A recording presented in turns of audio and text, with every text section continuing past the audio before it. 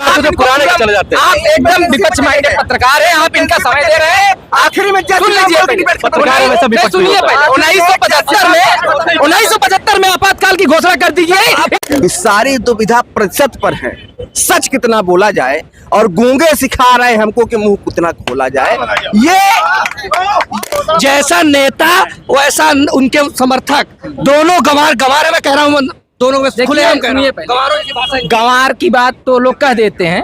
गंवार तो बचपन पुश्तैनी पैसा था, विदेश में जाने पर्सनल बोले वो लोग, ठीक है, ये भाषा है इनकी। और भाषा कर्नाटक की कांग्रेस की के सिद्धरमैया सरकार ने जो भी अल्पसंख्यक मुसलमान जनरल यानी सवर्ण में आते थे उनको ओबीसी में डाल के हिंदू ओबीसीओ का हक छीन लिया। और ये कांग्रेस के ब्लूप्रिंट में है कि देश के सारे अल्पसंख्यक समाज में जो मुसलमान सवर्ण समाज में आते हैं, किस कांग्रेस के ब्लूप्रिंट में? रोजगार आप इलाहाबाद में देख रहे हैं, इलाहाबाद में देख रहे हैं जैसे विकास है, ये सड़क है जितने बन रहे हैं। और मैं बता रहा हूँ, मैं कौशाम्बी से आता हूँ। मैं कौशाम्बी से आता हूँ। 2019 तक कौशाम्बी में रोडवेज सिर्फ एक जाती थी, वो भी 4 बार जाती थी, सिर्फ एक बार जाती। एक सवाल ये है कि आपने कहा कि रोजगार के अतिरिक्त कुछ काम देखते हैं, थोड़ा आगे आ जाइए। स्वास्थ्य के बारे में बताइए, क्या स्थिति है? भारत सरकार 2014 में स्वास्थ्य पे 1.79% खर्च कर रही थी। मोदी सरकार ने वादा किया 2.5% खर्च करेंगे, और इनका अभी का बजट जो आया है 2024 का, इसमें आप देख लीजिएगा, इनका 1.49% आ गया स्वास्थ्य। रोजगार की स्थिति तो आप देख ही रहे हैं, पिछले 45 साल में सबसे ज्यादा बेरोजगारी है। अंतर्राष्ट्रीय संबंधों की स्थिति देख लीजिए, लद्दाख में पता चल रहा है कि चाइना ने आपका एक हिस्सा कब्जा कर लिया है। ठीक है, नेपाल से आपके संबंध खराब हैं, इस समय सबसे खराब हैं। मालदीव से आपके संबंध खराब हैं, बांग्लादेश से आपके संबंध रसातल में जा चुके हैं, चाइना से आपका संबंध देख ही रहे हैं। अटल बिहारी वाजपेयी का कोट याद आता है कि आप पड़ोसी बदल नहीं सकते हैं। जिस प्रदेश में, जिस देश में बेरोजगार सबसे ज्यादा हो, युवाओं की संख्या सबसे ज्यादा हो, उसमें बेरोजगारी अपने चरम सीमा पे हो, भुखमरी अपने चरम सीमा पे हो, हंगर डेस्क में भारत श्रेणी में स्थान प्राप्त करता हो, उस स्थिति में आप हंगर डेस्क पे बात नहीं करते हैं कि इन 10 वर्षों में इस सरकार ने छात्रों के हित में क्या काम किया। पहला हित ये रहा कि परीक्षा से पहले पेपर लीक हो जाना, दूसरा हित ये रहा कि सारे केंद्रीय विश्वविद्यालयों की फीस बढ़ोतरी कर देना, तीसरा सब इनका लक्ष्य ये रहा कि सारे विश्वविद्यालयों का, महाविद्यालयों का संघीकरण कर देना। दोस्तों नमस्कार, मेरा नाम आलोक त्रिपाठी है और आप देख रहे हैं आलोक त्रिपाठी शो। लोकसभा चुनाव 2024 के कवरेज की अगली कड़ी के रूप में हम खड़े हैं इलाहाबाद विश्वविद्यालय, इलाहाबाद यूनिवर्सिटी के साइंस फैकल्टी के पास। और ये एक ऐसा चौराहा है जिसको यूनिवर्सिटी चौराहा के नाम से जानते हैं। यहाँ पे लोग पढ़ने लिखने वाले लोग, तैयारी करने वाले लोग रहते हैं, पीएचडी करने वाले लोग रहते हैं, समझदार लोग रहते हैं। तो कई लोगों से बातचीत करेंगे और ये समझने की कोशिश करेंगे कि लोकसभा चुनाव 2024 में क्या रुझान है। नमस्कार सर, नाम क्या है आपका? कृष्ण मोहन शुक्ला। सर, क्या स्थिति लग रही है 2024 लोकसभा चुनाव में? भाजपा आएगी, पूर्ण बहुमत में आएगी, इसमें कोई संशय नहीं है। और हो सकता है कि पहली बार की अपेक्षा इस बार ज़्यादा सीटें आएँ। तो क्या मतलब इनका 2014 से 2024 तक जो कार्यकाल रहा है, इसमें इन्होंने कुछ अच्छे काम बताइए जो इनके काम अच्छे हैं, सब कुछ ठीक है, बस रोजगार के क्षेत्र में ये कहीं न कहीं असफल हैं। बाकी हर जगह ये इन्होंने अपनी सफलता का वो दिया है और इसमें कोई दिक्कत नहीं है। भाई हर सरकार में कुछ कमियां रहती है, इसमें भी कमी है। अगर ये रोजगार के क्षेत्र में अपने आप को सुधार लेते हैं तो इससे बेहतर गवर्नमेंट नहीं। ये बताइए, 10 साल अगर जनता ने दिया है इनको, 10 साल एक बहुत बड़ा समय होता है। और जो तैयारी लोग कर रहे हैं, यहाँ 10 लाख छात्र तैयारी कर रहे हैं, उनके लिए 8-10 साल बहुत बेशकीमती होता है, फिर ये लौट के नहीं आता है। उस श्रेणी में हम भी हैं। और दूसरी बात ये है जो आप कह रहे हैं, अगर रोजगार नहीं होगा, रोजगार सबसे मूलभूत चीज़ होती है। यहाँ इलाहाबाद और लखनऊ में रहने वाले जो छात्र तैयारी करते हैं वो लोअर मिडिल क्लास से होते हैं। उनके अगर 10 बेशकीमती साल इनके प्रैक्टिस में गुजर जाएंगे तो आप इनका इंतजार करेंगे? नहीं, जैसे निम्न मध्यम वर्ग के परिवार से हम भी आते हैं, ऐसी कोई बात नहीं है कि जहाँ ये समस्याएं सब इस समस्या को फेस कर रहे हैं।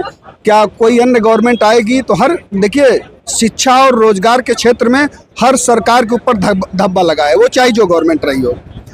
भाजपा ने इस पे थोड़ा और कम काम किया है, लेकिन अन्य क्षेत्रों में इनका योगदान सही है। और सबसे ज्यादा जरूरी तो खाना पीना और रोजगार ही है। और 45 साल में सबसे ज्यादा बेरोजगारी है। तो आईएलओ की रिपोर्ट ये बताती है कि कुल बेरोजगारों में 83% बेरोजगार युवा हैं। और ये आईएलओ की रिपोर्ट बताती है, जिस आईएलओ की रिपोर्ट के आधार पे प्रधानमंत्री मोदी 2024 में सत्ता में आए, कांग्रेस को गालियां दी पी का पानी पी कर।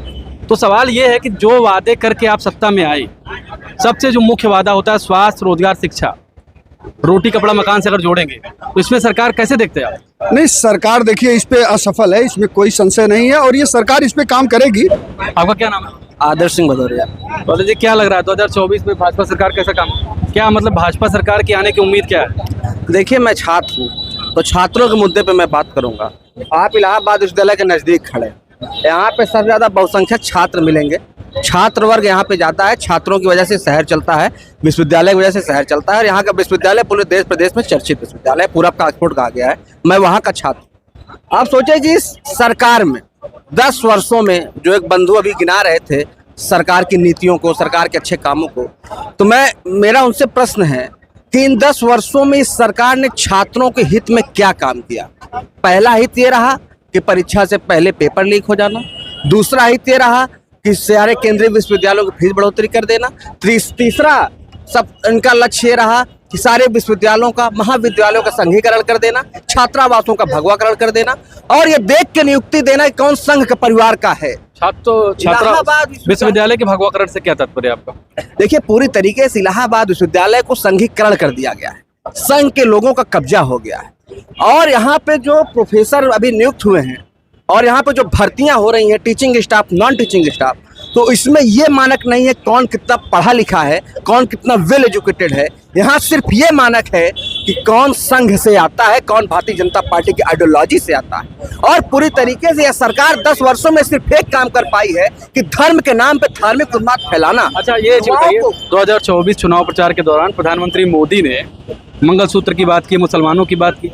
जब पहला फेज चल रहा था तो ये 2047 में विकसित भारत बनाने की बात कर रहे थे, थर्ड इकोनॉमी बनाने की बात कर रहे थे और फिर ये मुद्दा मुड़कर इधर आ गया हिंदू मुसलमान पर। इस पर क्या कहेंगे? देखिए, बहुत अच्छा प्रश्न था आपका और सिर्फ मंगलसूत्र पे इन्होंने बात नहीं किया। सोचिए कि जिस प्रदेश में, जिस देश में बेरोजगार सबसे ज्यादा हो, युवाओं की संख्या सबसे ज्यादा हो, उसमें बेरोजगारी अपने चरम सीमा पे हो, भुखमरी अपने चरम सीमा पे हो, हंगर डेस्क में भारत श्रेणी में स्थान प्राप्त करता हो, उस स्थिति में आप हंगर डेस्क पे बात नहीं करते हैं, आप बेरोजगारी पे बात नहीं करते हैं, शैक्षणिक संस्थानों को बढ़ाने पे बात नहीं करते हैं, आप मंगलसूत्र पे बात करते हैं, आप सावन में कौन बकरा खा रहा है, कौन मुर्गा खा रहा है, आप इस पे बात करते हैं। ये पूरे देश का दुर्भाग्य है। आपका नाम क्या है? हर्ष सोनकर। बस जी, क्या लग रहा है 2024 में किसकी सरकार बनेगी? उम्मीद तो नहीं है भाजपा सरकार बनने की। 10 साल के कार्यकाल को कैसे देखते हैं आप? यही एक ही नारा इन लोग का रहा है राम मंदिर आ रहा है, हिंदू राम मंदिर तो आ गया। क्या नाम है आपका? अजीत प्रताप। अजीत सर, क्या देखते हैं 2024 लोकसभा चुनाव जो नजदीक आ रहा है, इसमें किस पार्टी की ओर यहाँ के छात्र नौजवान देख रहे हैं? सभी पार्टियों को लोग देख रहे हैं, लेकिन बीजेपी ज्यादा है इधर। कुछ रीजंस कारण? अच्छा काम कर रही है, जहाँ पहले देश यहाँ था काफी ऊंचाइयों पे कुछ है। आंकड़ों पर बात कर ली जाए, जैसे बहुत चीजें हैं, कुछ बताइए। बस थोड़ा एजुकेशन में हम हम नहीं बात कर सकते हैं, बाकी और चीजें में ठीक ठाक है। रोजगार की स्थिति तो आप देख ही रहे हैं, पिछले 45 साल में सबसे ज्यादा बेरोजगारी है। अंतर्राष्ट्रीय संबंधों की स्थिति देख लीजिए, लद्दाख में पता चल रहा है कि चाइना ने आपका एक हिस्सा कब्जा कर लिया है। ठीक है, नेपाल से आपके संबंध खराब हैं, इस समय सबसे खराब हैं। मालदीव से आपके संबंध खराब हैं, बांग्लादेश से आपके संबंध रसातल में जा चुके हैं, चाइना से आपका संबंध देख ही रहे हैं। अटल बिहारी वाजपेयी का कोट याद आता है कि आप पड़ोसी बदल नहीं सकते हैं। तो अंतर्राष्ट्रीय संबंध कहाँ अच्छा हुआ है? संबंध हैं अच्छे, ऐसा नहीं है। नेपाल में भी अच्छे हैं, अभी मोदी जी ने बहुत अच्छा मतलब गए हैं, भी उनसे मिले हैं, अच्छा वहाँ भी काम कर रहे हैं। ऐसा बात नहीं है, बात हुई है। अभी तो नेपाल का प्रधानमंत्री जो है चाइना से एक समझौता करके आया है। हाइड्रो प्रोजेक्ट जो होते थे, जो पहले हिंदुस्तान से नेपाल को जाते थे, वो हाइड्रो प्रोजेक्ट अब नेपाल जो है चाइना को दे रहा है और आप कह रहे हैं कि नेपाल के साथ संबंध अच्छा हुआ। कैसे? इसमें हम क्यों बहुत ज़्यादा नहीं बोल सकते हैं, लेकिन यह है कि ठीक है, अपनी जगह ठीक है, देश तरक्की कर रही है। ये बात रोजगार में फेल है पूरी तरह सरकारी, कह सकते हैं। काफ़ी छात्रों के मुद्दे क्या हैं? मुद्दे हैं कि रोजगार हो, रोजगार नहीं मिल रहा, बच्चे कोई वैकेंसी नहीं आ रही है। हेलो सर, आपका नाम क्या है? आयुष शर्मा। आयुष जी, क्या देखते हैं 2024 में किसकी सरकार बनने जा रही है? जी, मैं तो देखता हूँ कि बीजेपी पूर्ण बहुमत के साथ आ रही है। कुछ कारण बताइए जिसकी वजह से आपको ऐसा लग रहा है। उसके बहुत से कारण हैं। एक तो जो राष्ट्रीय मुद्दे हैं उस पर बीजेपी हमेशा खरी उतरी है। जैसे आप देख लें कि प्रीवियस में अगर कश्मीर का मुद्दा रहा हो या पुराने समय से चले आ रहे विवाद हों किसी भी तरह के मंदिर मस्जिद से संबंधित हों, या फिर आप देख लीजिए कि और भी जो इन्होंने EWS संबंधी आरक्षण इत्यादि के चीज़ें इन्होंने दी, तो इन्हीं गवर्नमेंट में मिला ये सब। तो जिसके कारण से मैं समझता हूँ कि बीजेपी गवर्नमेंट पूर्ण बहुमत से ही आएगी। रोजगार की क्या स्थिति है? रोजगार की स्थिति भी देखिए कमोबेश ठीक ही है, जिस तरह से चल रहा है तो इसको बहुत खराब भी नहीं कह सकते हैं। पिछले 50 साल में सबसे ज्यादा बेरोजगारी है, इस समय कैसे कमोबेश ठीक है? नहीं, ऐसा तो मैं नहीं कहूँगा कि ये तो रिपोर्ट है, ILO की रिपोर्ट है, भारत सरकार का नीति आयोग खुद मान रहा है इस बात। देखिए अब उनकी रिपोर्ट है, ठीक है, बीच बीच में तमाम चीज़ें चलती रहती है जहाँ तक मैं समझता हूँ एज अ कॉमन मैन। लेकिन अगर नौकरियाँ जिनको भी मिल रही हैं, मेरा ख्याल ये है कि वो भ्रष्टाचार से मुक्त चीज़ें हैं, नौकरियाँ सही लोगों को दी जा रही हैं। ऐसा नहीं कि वैकेंसी निकाल नौकरियाँ आ ही नहीं रही, सही हो गलत क्या है? नहीं, ऐसा भी नहीं है कि आप इससे बिल्कुल कहाँ नहीं आ रही, आप ये बताएं किस क्षेत्र में नौकरियाँ। पिछले 10 साल में हमको बताइए कितनी नौकरियाँ आई हैं, शिक्षक भर्ती कितनी आई? आपने किस लेवल की बात कर रहे हैं? आप स्टेट लेवल की बात कर रहे हैं या 5 साल में? नहीं, देखिए कहते हैं डबल इंजन की सरकार, तो मैं डबल इंजन की सरकार के राज्य में खड़ा हूँ। हाँ, ठीक है। इसमें जब मैं बात कर रहा हूँ तो राज्य स्तर पे अभी तो चुनाव हमारे संसदीय चुनाव हो रहे हैं, केंद्र सरकार का चुनाव है ये, तो इसमें हम स्टेट लेवल पे बात करके क्या चाहें? इससे ये तय होता है कि जब ये कहते हैं डबल इंजन की सरकार है, डबल इंजन की सरकार है तो काम तो दोनों का देखा जाएगा ना। हाँ, तो देखिए ठीक है, तो यहाँ कौन सा खराब? जितनी नौकरियां दी गई हैं निष्पक्ष रूप से दी गई हैं, सही लोगों को दी गई हैं। कितनी नौकरियां दी गई वही तो पूछ रहा हूँ। जितनी भी दी गई हैं उसमें किसी पिछले 5 साल में कोई शिक्षक भर्ती आई है? पिछले 5 साल में परीक्षाएं कैंसिल भी पिछले 5 साल में कोई शिक्षक भर्ती आई? कोई बताइए। नहीं, शिक्षक भर्ती आई, उसकी परीक्षाएं होनी है, क्यों नहीं? रेलवे कितनी वैकेंसी आई? रेलवे की केंद्र सरकार निकालेगी। 2019 के बाद कोई वैकेंसी नहीं आई? केंद्र सरकार निकाल रही है। जो रेलवे भारत का सबसे बड़ा नियोक्ता है, लाख पद पहले आते थे। 2019 के बाद कोई पद ही नहीं आ रहा है। नहीं तो वो ठीक है, अब पद जो भविष्य में आते रहेंगे, अभी नहीं आ रहे हैं, हो सकता है कि वो सरकार अपने तरह से कुछ रणनीति तय कर रही होगी कैसे लाना है कैसे नहीं लाना है। तो ये बताइए, आम नागरिक की तरह आप बात कर रहे हैं ना, आम नागरिक का क्या है? आम नागरिक राष्ट्रीय सुरक्षा चाहता है, अपने धर्म पर धार्मिक स्वतंत्रता चाहता है, और सबसे बड़ा जो मुद्दा युवाओं के लिए भी है वो रोजगार है। रोजगार की मैं समझता हूँ कि कहीं इस तरह की कोई विशेष समस्या नहीं है, जिनको मिल रहा है वो सही लोगों को मिल रहा है। ऐसा नहीं है कि वैकेंसी भाई साहब ये कह रहे हैं कि रोजगार में कोई विशेष समस्या नहीं है। देखिए, सबसे बड़ी समस्या तो रोजगार है। ये युवाओं का देश है, इस देश में बहुसंख्यक युवा है। ये बताइए, इलाहाबाद जैसे शहर में एक छोटे से कमरे में 5 साल 8 साल अपनी जिंदगी गुजारने वाला छात्र, उससे आप कैसे कह सकते हैं कि रोजगार समस्या नहीं है? नहीं, हम ये नहीं कह रहे रोजगार समस्या नहीं है, रोजगार समस्या हमें सदैव रही है, प्रीवियस गवर्नमेंट्स में भी रही, अभी भी है। लेकिन एक छोटे से कमरे में गैस सिलेंडर करके दाल भात चोखा खाने वाला स्टूडेंट, उसके दर्द उसकी तकलीफ क्यों बता रहे हैं? बहुत से इसलिए बता रहा हूँ क्योंकि मैं छात्र की आवाज पहचानना चाहता हूँ, इसलिए। छात्र की आवाज क्या है? आप छात्र नहीं, छात्र की आवाज बताइए। रोजगार के साथ साथ और कई सारे मुद्दे आप देखेंगे ना। रोजगार आप इलाहाबाद में देख रहे हैं, इलाहाबाद में देख रहे हैं, जैसे विकास है, ये सड़क है जितने बन रहे हैं। और मैं बता रहा हूँ, मैं कौशाम्बी से आता हूँ। कौशाम्बी, मैं कौशाम्बी से आता हूँ। 2019 तक कौशाम्बी में रोडवेज सिर्फ एक जाती थी, वो भी 4 बार जाती थी, सिर्फ एक बार जाती। एक सवाल ये है कि आपने कहा कि रोजगार के अतिरिक्त कुछ काम देखते हैं, थोड़ा आगे आ जाइए। स्वास्थ्य के बारे में बताइए क्या स्थिति है? भारत सरकार 2014 में स्वास्थ्य पे 1.79% खर्च कर रही थी। मोदी सरकार ने वादा किया 2.5% खर्च करेंगे, और इनका अभी का बजट जो आया है 2024 का, इसमें आप देख लीजिएगा, इनका 1.49% आ गया। आपको बता रहा हूँ, जब मैं 2019-2016 पहले मैं जब सरकारी हॉस्पिटल में जाता था, इतनी भयानक गंदगी वहां रहती थी, चाहे वो 1.7 खर्चा कर रहे हैं, चाहे 1.9 खर्चा कर रहे हैं। भाजपा सरकार 0.5 कर रही है, चाहे 0.7 कर रही है। अभी आप सरकारी हॉस्पिटल में चले जाइए, चाहे जहां पे चले जाइए, एकदम बेहतरीन आपको पूरी सुविधाएं मिलेगी, चाहे वो बेड की होगी, आपको गंदी नहीं मिलेगी। का इलाज हो रहा है सब? हाँ, कहीं नहीं इलाज हो रहा है, मैक्सिमम आदमी का रिचार्ज हो रहा है इलाज। बेली हॉस्पिटल से लेकर कालिका हॉस्पिटल, सब हर हॉस्पिटल में दवाइयाँ मिल रही हैं सबको। दवाइयाँ, कुछ दवाइयाँ मिल रही हैं, स्वरूप रानी में मिल रही हैं, मैक्सिमम दवाइयाँ मिल रही हैं, कुछ दवाइयाँ। स्वरूप रानी में कोई दवाई मिल रही है? इनकी डायरी में गांव का मौसम गुलाबी, स्वरूप रानी में एक दवाई नहीं मिल रही है, मैं पर्सनली बता रहा हूँ। देखिए सर, इनकी डायरी में गांव का मौसम गुलाबी है। ये दावे फर्जी है, इसका कोई मतलब नहीं है। 45 साल इनको मौका दिए हैं सरकार चलाने के लिए। इनको छोड़िए, आप लोग कोई पॉलिटिकल पार्टी के थोड़ी ना वो है। 10 साल हम मौका दे दिए, भाजपा पहले हम अनुभक्त हो गए हैं। इन्होंने ये कहा कि आप पहले ये बताइए, आप 70 साल का रोना कब तक रोते रहेंगे? पहले ये बताइए, आप 10 साल में क्या किए बताइए? 10 साल में हम लोग रोना शुरू कर दिए, जो 10 साल में कांग्रेस रोना शुरू कर दी है। 70 साल में हम रोना नहीं शुरू करें, 70 साल बाद हम रोना। देखिए, इसमें सवाल हमारा आपका तुम्हारा नहीं है। नौकरी से कोई मतलब है नहीं, इन्हें कि आम जनमानस के समस्याओं से कोई मतलब है। इन्हें सिर्फ और सिर्फ धर्म जात की राजनीति की इन्होंने पिछले 10 सालों में देखिए, जिस प्रकार से बेरोजगारी की दर लगातार बढ़ी है, जिस प्रकार से महंगाई 4 गुना बढ़ी है। इलाहाबाद यूनिवर्सिटी की फीस 400% बढ़ गई है, 4 गुना। आप सोचिए कि दवाई महंगी हो जा रही है, कि पढ़ाई महंगी हो जा रही है, और रहने खाना भी महंगा जा रहा है। हर मुद्दे पे, हर मोर्चे पे सरकार जन विरोधी है, छात्र विरोधी है, युवा विरोधी है, रोजगार विरोधी है, पूरी तरह हर मोर्चे फेल है। और ये सरकार बदलने का मन पहली और दूसरे चरण में उत्तर प्रदेश और देश की जनता ने ले लिया है और ये मन बना लिया है। मैं कोई भी बात ऐसे नहीं करता, आंकड़े के आधार पर करता हूँ। पिछले 10 साल में जेनरिक दवाइयों की कीमत 34% बढ़ी है। पिछले 10 साल में जो फार्मा इंडस्ट्री है उसकी दवाइयों की कीमत 63% बढ़ी है। मैं कोई बात फर्जी नहीं करता, आंकड़ों के आधार पर बात करेंगे। जो भी छात्र आंकड़े जानते हैं आंकड़े के आधार पर बात करेंगे।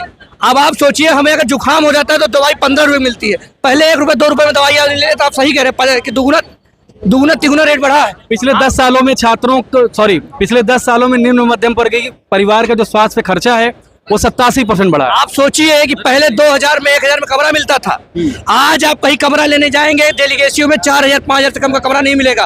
और आप महीने के पहले खर्च सुनिए अचानक से इस प्रकार सुनिए, पहले 3000 2000 रुपए में महीना आदमी चला लेता था, आज 10,000 रुपए भी कम पड़ जा रहा है। आज लोगों को रहना खाना मुश्किल हो रहा है। लोग अब धीरे धीरे अपने बच्चों को पढ़ाना बंद कर देंगे। इसी तरह अगर भाजपा सरकार 5 साल हो रही, 29 के बाद देखिए यहाँ कितने लड़के पढ़े लड़े चाहिए। देखिए कर्नाटक की कांग्रेस की के सिद्धरमैया सरकार ने जो केंद्र सरकार की बात कर रहा हूँ, 10 साल से सरकार की बात कर रहे हैं, जो मुद्दा है चुनाव का, कर्नाटक की कांग्रेस की के सिद्धरमैया सरकार ने जो भी अल्पसंख्यक मुसलमान जनरल यानी सवर्ण में आते थे उनको ओबीसी में डाल के हिंदू ओबीसीओं का हक छीन लिया। और ये कांग्रेस के ब्लूप्रिंट में है कि देश के सारे अल्पसंख्यक समाज में जो मुसलमान सवर्ण समाज में आते हैं, किस कांग्रेस के ब्लूप्रिंट में? ब्लूप्रिंट में जब के सिद्धरमैया की सरकार उसको कहाँ है बताएंगे? उस एजेंडा को पूरे देश में लागू कर सकती है। कांग्रेस का ब्लूप्रिंट कहाँ है? हिंदुओं का हक नहीं छीनने दिया जाएगा पूरे चुनाव में। ये अनपढ़ और जाहिलों जैसी बात करने वाले लोग, न इन्होंने हमारा घोषणा पत्र पढ़ा है, ये अनपढ़ आदमी, और न इन्होंने हमारा घोषणा पत्र पढ़ा है। अगर घोषणा पत्र में कहीं मुसलमान नाम का जिक्र भी हो जाए तो बताइए। ब्लूप्रिंट की आपने बात की, ब्लूप्रिंट की बात बताइए। देखिए जो इन्होंने घोषणा पत्र की बात, ब्लूप्रिंट की बात जैसा नेता वैसा उनके समर्थक, दोनों गंवार है। मैं कह रहा हूँ दोनों में खुलेआम कह रहा हूं। गंवार की बात तो लोग कह देते हैं, गंवार तो बचपन पुश्तैनी पैसा था, विदेश में जाने पर्सनल बोले वो लोग, ठीक है, ये भाषा है इनकी और भाषाई मर्यादा को तार तार कर दिए हैं ये लोग। और जैसे कि इनके, अच्छा छोड़िए, ये बताइए, आप लोग छात्र हैं यहाँ पे, सब छात्र नौजवान हैं, आपके मुद्दे क्या है? आपका मुद्दा धर्म है, मंदिर है या रोजगार है? तीनों हमारा मुद्दा है, धर्म मंदिर और रोजगार। देखिए सर, भाजपा माइंड सेट के जो लोग हैं, जो भाजपा के पेट कार्य है, उनका सिर्फ एक मुद्दा है, धार्मिक उन्माद, मंदिर मस्जिद के नाम पे अलगाव, छात्रों के अंदर धार्मिक भेदभाव। इससे देश नहीं चलने वाला है। देश ज्ञान से चलेगा, देश शिक्षा से। मुझे कुल मिला के सवाल मेरा ये है कि आप लोग तैयारी करें, रोजगार की स्थिति क्या है? इनके ऊपर मुझे एक शेर याद आ रहा है, इनकी तर्कहीन बातों पे, इस सारी दुविधा प्रतिशत पर है। सच कितना बोला जाए और गूंगे सिखा रहे हमको कि मुंह कितना खोला जाए। ये इलेक्टोरल बॉन्ड पे बात नहीं करेंगे, ये बेरोजगारी पे बात नहीं करेंगे, परीक्षा से पहले पेपर लीक पे बात नहीं करेंगे, विश्वविद्यालयों के संघीकरण पे बात नहीं करेंगे, छात्रावासों के भगवकरण पे बात नहीं करेंगे। ये बात करेंगे राम मंदिर पे, ये बात करेंगे काशी मथुरा बाकी है। इससे देश नहीं चलने वाला है। हमने धर्म को किताबों के माध्यम से पढ़ा है, ना कि धर्म के माध्यम से हम किताबों को पढ़ रहे हैं। इस बात को आप स्पष्ट करना मैं चाहूंगा कि इस देश का युवा ही इस देश की रीढ़ है, और इस देश की शिक्षा के बिना युवा की रीढ़ हमेशा कमजोर रहेगी महोदय। जब तक शिक्षा पे बढ़ावा नहीं दिया जाएगा, जब तक शिक्षा पे। इलेक्टोरल बॉन्ड बताइए कुछ। देखिए इलेक्टोरल बॉन्ड, देखिए सुनिए, पहले ये जो सज्जन बता रहे हैं 26 जून 1975 को देश में इमरजेंसी लागू कर दी गई। बस यही इलाहाबाद आप लोग नहीं सुनिए, अभी के बाद तो पुराने चले जाते हैं। आप एकदम विपक्ष माइंडेड पत्रकार हैं, आप इनका समय दे रहे हैं। आखिरी में सुन लीजिए, सुनिए पहले 1975 में आपातकाल की घोषणा कर दी गई इलाहाबाद हाईकोर्ट के जजमेंट के कारण, और उसी सुप्रीम कोर्ट में आज घोषित आपातकाल है। चलिए ठीक है, ये बीफ कंपनी चंदन काय काटने वाली कंपनी। आप लोग शांति से बात रखिए, सबको अपनी बात रखी जाएगी। बताइए आप, देखिए सुनिए, पाकिस्तान परस्त, सुनिए, मैं इलेक्टोरल बॉन्ड के बारे में बात कर रहा था।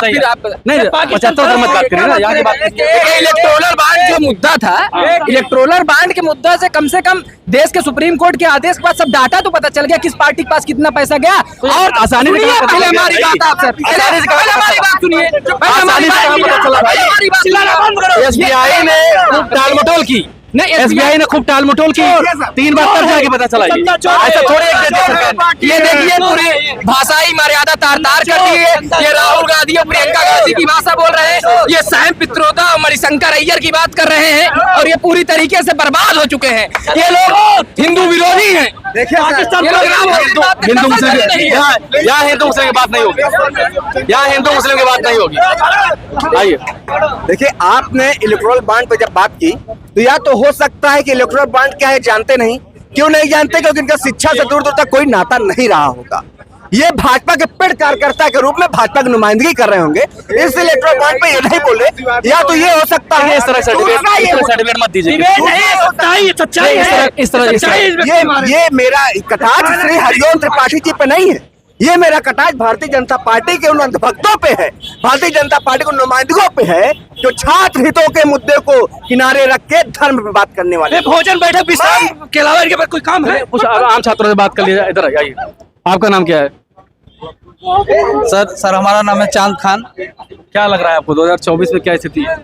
स्थिति देखिए बिल्कुल जो है मतलब साफ हो चुकी है कि इस बार भाजपा का मतलब खात्मा किया जाए। चलिए, मैं एक बात यहाँ जोड़ देना चाहता हूँ। अभी कुछ किसी ने मुझे कहा मैं विपक्ष का पत्रकार हूँ। मेरा कुल मिला के सवाल ये है कि गोदी मीडिया जिन सवालों को नहीं पूछता, रोजगार स्वास्थ्य की बात नहीं करता, मैं उसकी बात करूंगा। आप मुझे कुछ भी सर्टिफिकेट देने के लिए तैयार हैं? एक मिनट, हिंदुत्व पे लोग बात करना चाहते हैं, उससे ये नहीं पूछते हैं कि बीफ एक्सपोर्ट वाली कंपनियों, बीफ बेचने वाली कंपनियों से, गाय काटने वाली कंपनियों से लोग पैसा क्यों ले रहे हैं जब ये लोग हिंदुत्ववादी हैं। तो अगर हिंदुत्ववादी हैं तो सुन लीजिए, पेपर लीक हुआ और 26 अप्रैल को एक कंपनी इनको 200 करोड़ का चंदा देती है, दूसरे दिन इनको 14,000 करोड़ का ठेका मिल जाता है महाराष्ट्र में। बात इसकी होनी चाहिए, बात इसकी नहीं होनी चाहिए कि धर्म की बात कौन कर रहा है, मंदिर की बात कौन कर रहा है। आम छात्रों का मुद्दा यहाँ रोजगार है, स्वास्थ्य है, सुविधाएं हैं और आगे बढ़ने की जिज्ञासा है, जिसके बारे में बात लोग नहीं कर रहे हैं। बताइए, ये फांसीवादी विचारधारा वाले लोग देश में तय कर रहे हैं कि देश में कौन राष्ट्रवादी है। 52 साल की विचारधारा के लोगों ने अपने कार्यालय पे तिरंगा नहीं लगाया।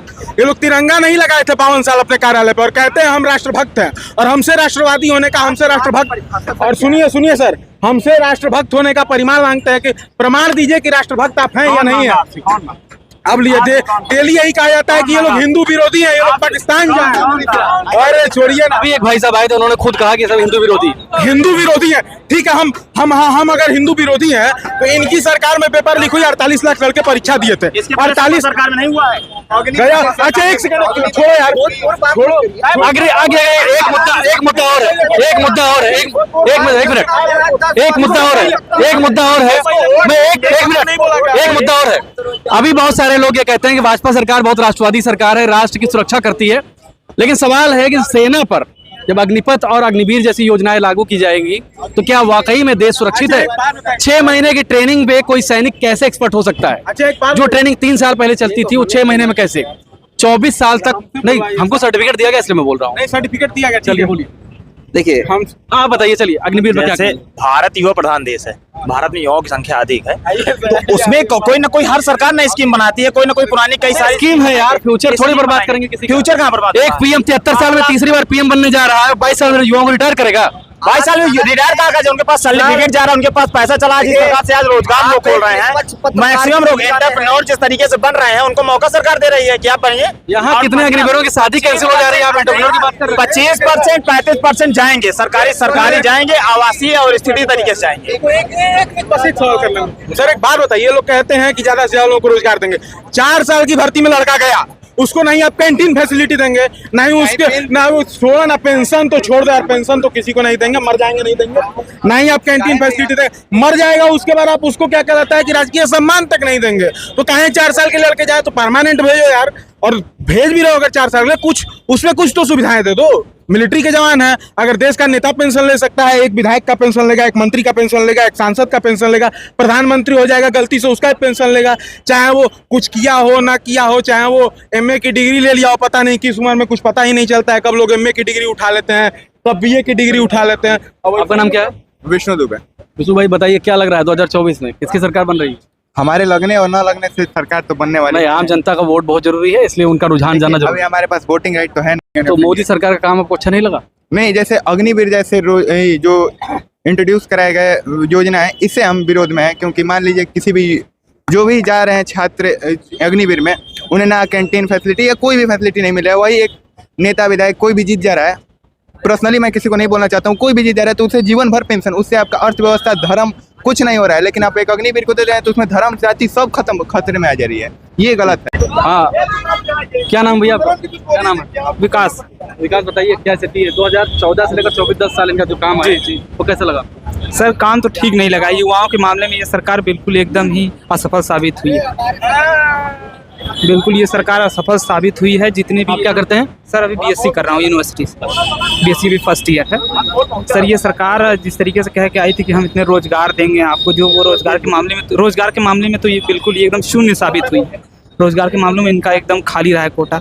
उसके बाद जब बात कर रहे हैं आप आर्मी और सेना, ये देशभक्ति की बात कर रहे हैं, जो है कि गाय काटने वाली बीफ काटने वाली कंपनियों से 250 करोड़ चंदा लेते हैं। उसके बाद दूसरे को कहते हैं कि आप दूसरे को ये सर्टिफिकेट देते हैं, देशभक्ति का सर्टिफिकेट देते हैं, तो ये थोड़ा सा। आपका नाम क्या है? अंजनी यादव। अंजलि भाई बताइए क्या लग रहा है? इस बार परिवर्तन होगा और कांग्रेस आएगी, क्योंकि ये लोग जो अग्निवीर को मतलब बदल के रख दिए सेना को, सेना के साथ जो खिलवाड़ कर रहे हैं ये सही नहीं है। क्योंकि देश में सेना सर्वोपरि है। जब मोदी जी कहते हैं अग्निवीर इसलिए लेके आए कि सेना जो जवान हो सके और युवा हो सके। अरे कुछ नहीं होगी। मोदी जी के लड़के जब सेना में आएंगे तब तो पता चलेगा। उनके तो लड़के है ही नहीं है जब सेना में। क्या कह रहे हैं आप? जिस दिन युद्ध हो रहा है ना, उस दिन का कंडीशन आप देखिएगा। मान लीजिए कोई जा रहा है, उसको कुछ तो रिलैक्सेशन देना चाहिए था सरकार को। मान लीजिए इस तरह से मीडिया हमारी खत्म हो चुकी है। आप मीडिया के मेंबर है तो आप जानते ही होंगे। तो इस हिसाब से कुछ बदलाव के लिए हम लोग एक लेके धारणा चल रहे हैं। अब इसके आगे आप लोग बाल कहाँ कटवाए, बड़ा अच्छा लग रहा है। अरे महाराज, बस गरीबी के बेरोजगारी का मंजर है, चल रहा है। बेरोजगारी में बाल उड़वा दिए? नहीं, भैया जी का एक जॉब लग गया प्राइवेट सेक्टर में, तो वही कटवा दिए। तो हम कहे ठीक है। अच्छा, मतलब भैया जी आपका बाल कटवाए? हाँ, भैया जी कटवाए। आपका नाम क्या है भैया? मेरा नाम आकाश विक्रम सिंह। तो आकाश भाई बताइए 2014 से 10 साल बीत गए हैं, देश कितना बदला? देश बहुत बदला। 2011 से लेकर अभी तक जनगणना नहीं हुई। देश बदला लगातार। कोरोना की आड़ में लेकर के युवाओं को बरगलाया गया, तमाम चीजें रहीं। फिर 400 पर, आज कह रहे हैं 400 पर, फिर 400 पर। और मंगलसूत्र की बात हो रही है, मुसलमान की बात मंगलयान हो के रही है। दौर में मंगलसूत्र की बात करना अब उनके बुद्धिमत्ता की निशानी है। मैं कुछ नहीं बोलूं। अच्छा ये बताइए, पहले चरण का जब इनका चुनाव हो रहा था, क्योंकि मैं सत्ता पक्ष की ज़्यादा बात करता हूं, क्योंकि पत्रकार जो है उसका मुख्य जो मामला होता है वो सत्ता पक्ष से सवाल पूछ रहा होता है। जिसके पास सत्ता होगी हम उससे सवाल पूछेंगे। बहुत लोग कहते हैं अब राहुल गांधी से नहीं पूछते, तो मेरा मानना है भाई राहुल गांधी प्रधानमंत्री थोड़ी ना है, सवाल सत्ता से। हाँ, तो ये बताइए कि पहला चरण जब चल रहा था तो मोदी जी 2-3 बातें करते थे, 2047 तक विकसित भारत, थर्ड इकॉनमी बना देंगे। लेकिन जैसे ही दूसरा चरण बीत गया, अब ये मुसलमान, मंगलसूत्र, बीफ और बकरी इस पर आ गए। हमारे यहाँ भारत स्वतंत्र हुआ तो 5 वर्षीय योजनाएं थी। ये 50 वर्षीय योजनाएं नहीं है महोदय। ये चीन का संघाई नहीं है। ये जापान और रसिया नहीं, ये भारत है, लोकतंत्र का देश है। यहाँ कृषि प्रधान देश है। जिस प्रकार से आज ये कहा जा रहा है, सबसे बड़ी समस्या आज थी जनसंख्या नियंत्रण। जनसंख्या नियंत्रण के नाम पर कुछ नहीं होता है। सबसे बड़ी समस्या थी कश्मीर की। कश्मीर में चुनाव नहीं, कश्मीर में चुनाव नहीं हो रहे हैं। अच्छा ये बताइए, राहुल गांधी कह रहे हैं कि वो सरकार में आएंगे तो 30 लाख रोजगार देंगे, उन्होंने कैलेंडर भी जारी किया है, इस पर क्या कहेंगे? देखिए, कह देना बड़ी बात होती है, करना बहुत बड़ी बात होती है। कम से कम वो कह रहे हैं रोजगार हम देंगे। इधर यहाँ तो कहा जा रहा है कि नहीं, हमने रोजगार दिया। कहा गया कि 40 करोड़ परिवार को हमने मुद्रा लोन योजना दी। मीन्स अगर एक परिवार में 4 लोग हैं तो 160 करोड़। भाई भारत की जनसंख्या से थोड़ा ज्यादा हो गया, तब तो यार सब परिवार रोजगार से पूर्ण हो जाना। क्या कह रहे थे आप? देखिए सर, आज के समय में मीडिया पे एक आरोप लगता है कि मीडिया गोदी है। उस दौर में आप निष्पक्षता के साथ छात्रों के बीच में आए हैं, और जो बात छात्र नहीं रख पा रहे हैं आप छात्रों को बता रहे हैं। भारतीय जनता पार्टी का एक शब्द आया, अमृतकाल। जिस काल में, उसका अर्थ क्या है अमृतकाल? जिस काल में मीडिया भारतीय जनता पार्टी संघ के लोगों के द्वारा आम आदमी की थाली में, किसानों की थाली में, छात्रों की थाली में सबसे ज्यादा जहर परोसा गया। उसी काल को भारतीय जनता पार्टी के लोग अमृत काल के नाम से कहते हैं। जिस पीढ़ी के ऊपर सबसे ज्यादा लाठियां बरसाई गई, जिन युवाओं को अपने बोलने से रोका गया, आंदोलन करने से रोका गया, अपनी बात को रखने से इसके पहले नहीं बोला जा रहा है क्या? इसके पहले 72,825 लाठियों से मारा गया। उसी पीढ़ी को ये अमृत पीढ़ी के नाम से कहते हैं। और अडानी अंबानी के विकास को, अडानी अंबानी के लोन माफी को सबका साथ, सबका विकास बताने वाली सरकार ये तो कैसे देश का युवा। देखिए भाषा की मर्यादा देखिए, क्या मर्यादा देखेंगे? सत्ता के पक्ष की भाषा की मर्यादा से आप गठबंधन की बताइए आप लोग ऐसे कैसे बात कर रहे हैं जैसे कोई कांग्रेस और भाजपा प्रवक्ता हो? देखिए मैं भाई आम छात्र जो होता है वो तो पूरी तरीके से मुद्दों पर बात करता है ना। ये जो आज गठबंधन कर रहे हैं, जो उनको मर्यादा बता रहे हैं, ये सपा किससे गठबंधन किए हैं? गठबंधन इंडिया गठबंधन बना के। अरे ये बताइए, आप भी कह रहे हैं कि इससे गठबंधन किया, आप इससे कह रहे हैं। अरे आप लोग कौन है भाई? आप लोग पार्टी। एक स्वस्थ लोकतंत्र क्या कहता है कि tomorrow opposition, today opposition, tomorrow lead. में क्या था? जयप्रकाश नारायण की 75 की बात जो आंदोलनों के पुरोधा माने यही जाते जो आप इमरजेंसी के दौरान जो आंदोलन करते थे, ये अपने ऊपर भी अप्लाई करिए आप। देखिए ये अपने ऊपर भी आप apply करिए। देखिए किस तरीके नहीं ये बताइए, 1975 की बात, 1975 की बात लोग कर रहे हैं। चलिए बात करते हैं आपसे। 1975 की बात लोग कर रहे हैं, अभी की बात करिए। अब आपने 75 की बात की। मैं आपसे वर्ल्ड प्रेस फ्रीडम इंडेक्स में भारत का स्थान कितना है? 161। 2014 में कितना था? और थोड़ा कम रहा होगा। अरे बताइए कितना था? अभी मैं साइंस साइंस के छात्र पॉलिटिक्स क्यों कर रहे हैं आप? फिर पॉलिटिक्स में यहाँ पर मुद्दा मैं वोट देने जाऊंगा, मैं साइंस तो जानो समझो यार। अच्छा ये बताओ, एक मिनट पूछो। सब कुछ बात हो रही है, आइए आ जाइए अभी इधर। हाँ आइए चलिए। 2004 से 14 तक भारत की इकोनॉमी 7.9% ग्रोथ रेट से आगे बढ़ रही थी और 2014 से 24 तक 6.5% ग्रोथ रेट से आगे बढ़ रही। जानते हैं बीच में सुनिए, मेरी बात भी सुनिए। अभी कोविड आया ना, हाँ उसका जवाब दे रहा हूँ 2019 में। नहीं मैं बोलूँ क्यों नहीं बोलूँगा? 2008 में दुनिया की सबसे बड़ी मंदी आई थी, ये भी याद रखना। 2008 में अमेरिका में मंदी आई थी, यूरोप में नहीं आई थी। पूरी दुनिया में आई। पूरी दुनिया में आई थी, इंडिया में मंदी आई थी ना। आज कोविड काल में जो यूरोप माइनस में जा रहा है, जो जर्मनी माइनस में जा रहा है, वहाँ इंडिया की ग्रोथ। ये बताइए इम्पोर्टेंट नहीं आप पूरा चला रहे हैं, अभी दिखा रहे हैं। मुद्दा इम्पोर्टेंट है। मैं आपसे, आप इतने क्वेश्चन पूछते हैं, मैं आपसे एक क्वेश्चन पूछता हूँ। आपके मैं मैक्सिमम वीडियोस देखा हूँ जहाँ पर आपसे कहते हैं कि मुझे आज सत्ता पद से मतलब है। मैं सवाल आप लोगों से पूछने आप हमसे मैं आपसे एक सवाल पूछ रहा हूँ। सवाल पूछना तो ये बात रख रहे हैं, तुम्हारी तरफ से बात रख रहे हैं, तुम्हारी तरफ से बात पूछेंगे तो लोकतांत्रिक कहेगा। तुम्हारी तरफ से बात मैं किसी की तरफ से बात नहीं कर रहा हूँ। मैं आज छात्रों की तरफ बात कर रहा हूँ। ये एबीवीपी के लोग हैं। तुम मत बोलो भैया, आप इकोनॉमी की बात मत करिए, जीडीपी की बात मत करिए। ये उस पर बात नहीं कर पाएंगे क्योंकि उसको एक जानते नहीं, जीएसटी पे बात नहीं कर पाएंगे क्योंकि जानते नहीं है। बहुत सा कभी नीचे ऊपर कभी बहुत सर सुन लीजिए। जहां तक ये लोग मुद्दा बिठा रहे हैं, सब कुछ कह रहे हैं तो 1975, हम 1975 नहीं आएंगे। 52 साल का कार्यकाल देखेंगे आजादी के बाद। इनके कार्यालय पे सुनिए ना, अरे सुनिए, आपके कार्यालय पे देखिए जो ये कहते थे एबीवीपी राइट विंग ने तिरंगा नहीं मंगलसूत्र उतार लिए जाएंगे। राइट में तिरंगा नहीं लगा था। देखिए सर, जो मंगलसूत्र पे बात कर रहे थे कि कांग्रेस की पार्टी की सरकार आएगी तो महिलाओं के मंगलसूत्र उतार लिए जाएंगे, तो आज की जो स्थिति है कि हमारे घर की, हमारे समाज की माताएं बहनें मंगलसूत्र देखने को तरस गई हैं, क्योंकि जब यूपीए की सरकार थी तब सोना 40,000 रुपए में था। आज एनडीए की सरकार है तो वही सोना 90,000 रुपए में है। और सोना उतार लेंगे और गहना उतार लेंगे। विश्वविद्यालयों में लड़कियों के कपड़े उतर जा रहे हैं, सोने और गहने पे बात हो रही। बताओ यार, छोड़ो, देश किस संकट में जा रहा है ना। सुनो यार, धार्मिक उन्माद में देश जिस संकट पे जा रहा है, इस धार्मिक उन्माद फैलते हुए धार्मिक उन्माद की वजह से आप देख सकते हैं, ना ही शिक्षा का मुद्दा उठ रहा है, ना ही विश्वविद्यालयों का मुद्दा उठ रहा है, ना ही जो है कि रोजगार का मुद्दा उठ रहा है, ना ही 6-6 साल लड़के रेलवे की तैयारी करते हैं, वैकेंसी नहीं आते, जिस दिन आई उस दिन पेपर लीक हो गया।